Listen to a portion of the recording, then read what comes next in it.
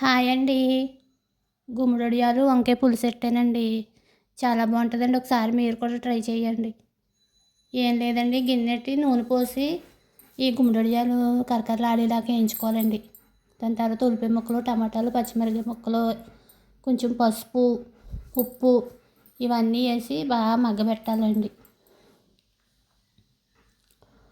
పులుసులో కదండి బాగా మగ్గబెట్టుకోవాలండి, లేకపోతే ఉల్లిపాయ ముక్కల్లా కనపడతాయి.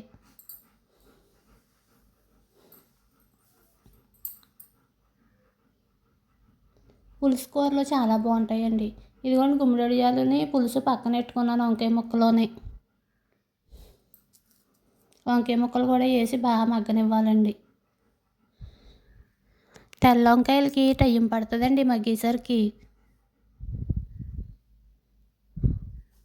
తర్వాత కారం వేసి బాగా కలపాలండి.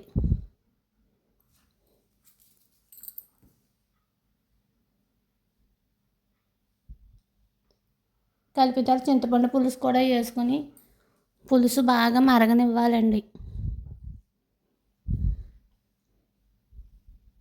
పులుసు దగ్గరికి మరిగితేనే బాగుంటుందండి. దాని తర్వాత గుమ్మడొడియాలు వేసుకొని ఆ గుమ్మడొడియాలు ఫ్లేవర్ అండి పులుసుకు పట్టి రైస్లో కలుపుకుంటుంటే చాలా బాగుంటుందండి. ఒకసారి ట్రై చేయండి.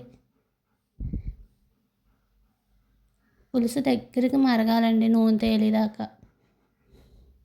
ఇది పాతకాలం వంట అండి. అప్పట్లో పెద్దోళ్ళు అంటండి, ఏమీ లేనప్పుడు ఒక 2 వంకాయలు వేసి గుమ్మడొడియాలు పులుసు ఎట్టేవారంటండి.